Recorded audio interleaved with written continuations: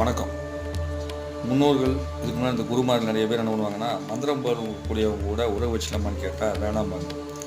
எதனாலன்னா, இந்த மந்திரம் போடக்கூடியவர்கள் கூட எதுக்காக மந்திரம் போடுறோன்னு தெரியும். அவங்க கூட இருக்காங்க யாரோ ஒருத்தர். அவங்களுக்கு என்ன பண்ணணும்னா, திடீர்னு வந்துட்டு ஒரு பிரச்சனை வந்துச்சுன்னா, டக்குன்னு ஒரு மந்திரத்தை போட்டு அந்த பிரச்சனையை முடிக்கலான்னு பார்ப்பாங்க. அப்படி இருக்கவங்க முடிஞ்ச அளவுக்கு ஆபத்தானவங்க இருப்பாங்க. அது மீது அதிகமான ஆசை அதை கொண்டுட்டாங்கன்னா, முடிஞ்ச அளவுக்கு அவங்க கூட தொடர்பில் இல்லாமல் இருங்கன்னு சொல்லிட்டு தான் என்னுடைய மீனராஜ் ஐயா கூட சொல்லுவார், விசால ஐயா கூட சொல்லுவார், இந்த மாதிரி நிறைய சொல்லுவாங்க.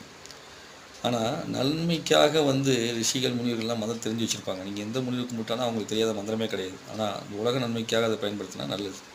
அப்போ மந்திரம் போடக்கூடியவங்க சுயலாபத்துக்காக பயன்படுத்துகிறாங்க அப்படின்னா அவங்க கூட நம்ம பழகாமல் இருக்கிறது நல்லது தான்.